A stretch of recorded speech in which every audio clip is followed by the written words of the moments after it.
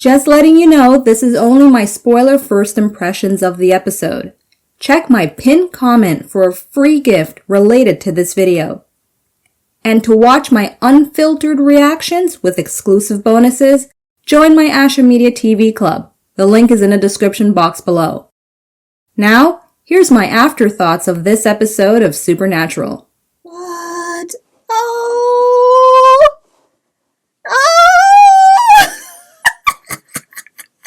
There's a lot. Okay. Let's go from the beginning. I'm trying to keep a consistent style here for my sake and your sake as viewers. Okay, so the beginning, we have the reveal of the fact that Dean was taken out of the car when darkness was released, performed by this actress who I last recognized from The Mandalorian. She plays the armor. For her to have been in SPN at that point in time, playing darkness, I guess then those of you who may have watched The Mandalorian by at this point, in 2022, you recognized her from that point. So for me, it's the reverse, which is kind of the case with a lot of these actors that show up, like the girl who plays the one with the baby. I just recently saw her in an episode of Fringe, and I saw her in something else too. But okay, anyway.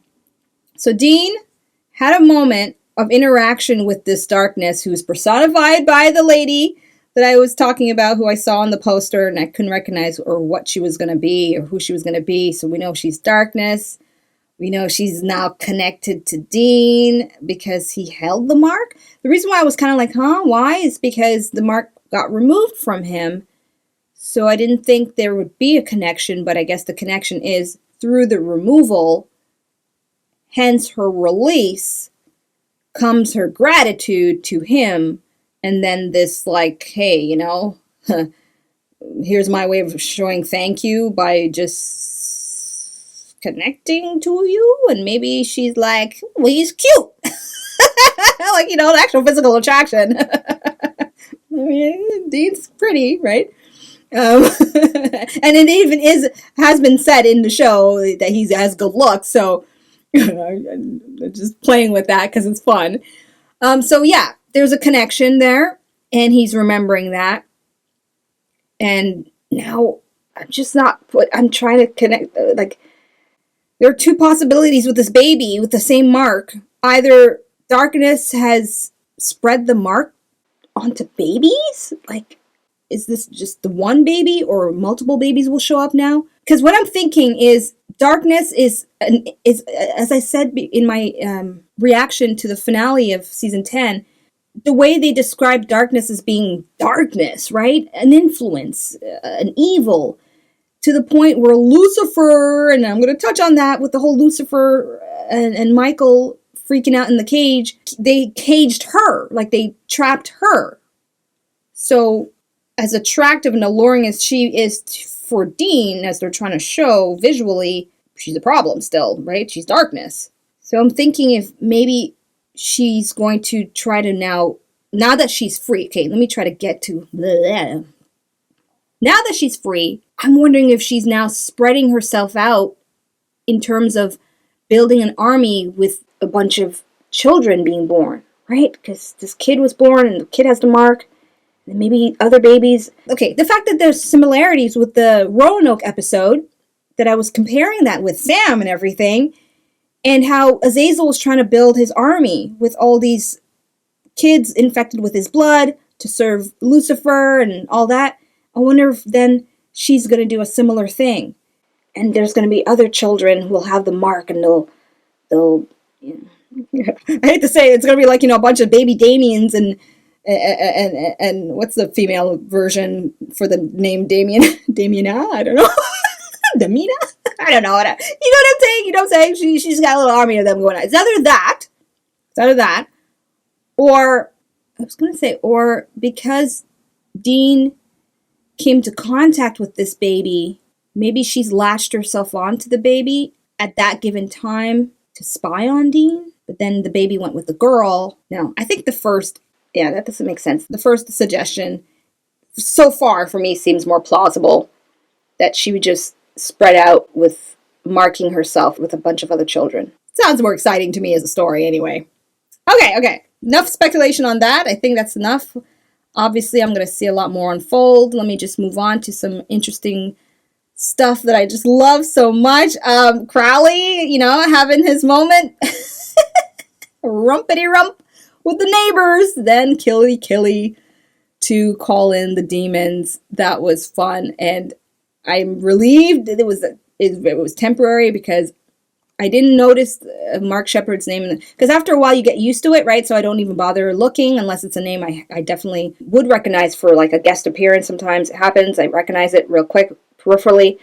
But I was scared. I was like, oh gosh, are we benching Mark Shepard this season, or is like the end of Mark Shepard? I figured if it was, at least one person, especially in some of this in my social circle, would have told me a heads up. Okay, that's the end of Mark Shepard, because they know how much I love Crowley. So I'm relieved it was temporary, and then they had that, and then he went back to his body, and then it's this whole thing of Lucifer and Michael freaking out because Lucifer was part of caging darkness. So I'm thinking now, okay, I'm just gonna, spout off some of my wacky theories of possibilities, right? Possibilities. And a reminder, I do not hold on to these indefinitely. They're just in the moment. Half the time I actually forget them, unless I get reminded in future, in like other episodes as they come. But I'm thinking, okay, since Lucifer locked her up, maybe she's going to want revenge and she's going to go to hell and release Lucifer and Michael and be like, this is for caging me, revenge, however she takes it out on them, which makes me then giddy at the prospect of Lucifer coming back. And, okay, I don't want to run away too much with my wild thoughts on that. Okay, so there's that possibility that I would like to see. And what else? There was something else with her darkness that they mentioned. Okay, well, let's deal with more of the obvious. It's a contamination that can be spread through blood, because we now see Sam, who is infected, so that leaves whatever stuff I was saying about him possibly being immune because of what's been in his blood anyway, right? We had Ezekiel's grace, which I could have sworn there's still remnants in there because they couldn't get all of it out, otherwise he would die, right? There was that whole scene that I love so much with Castiel and Sam. So correct me about that, or give me insight about that if you can. I thought maybe the grace would be somewhat of a barrier factor in his blood. And then Azazel's blood, isn't it not still somewhat in his DNA? But I guess it wouldn't be as powerful or as potent. Oh wait, he was healed from that, right?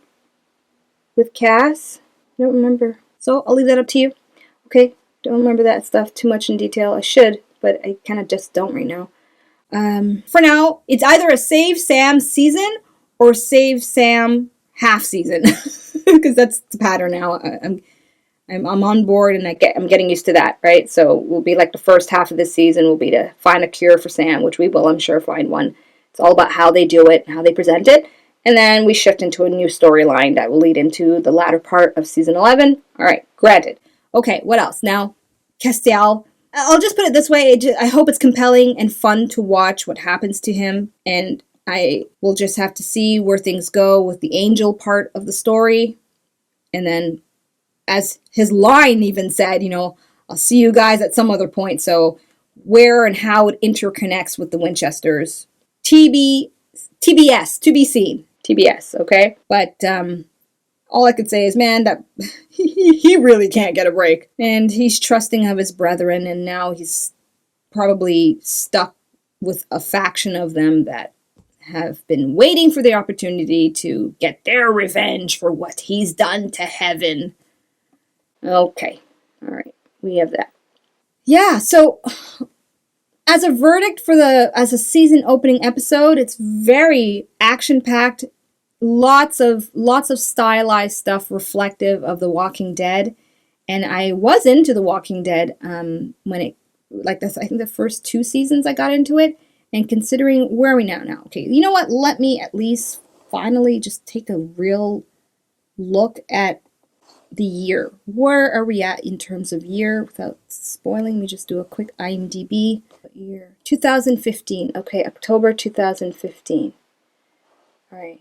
So just to give myself a time frame. They mentioned stuff and it's like trying to remember what was popular, what was the thing. They mentioned, and the YOLO, that was one I recognized. Ugh, really annoying. YOLO. Hashtag YOLO is at everything. Okay, very good episode. I give it 4.5.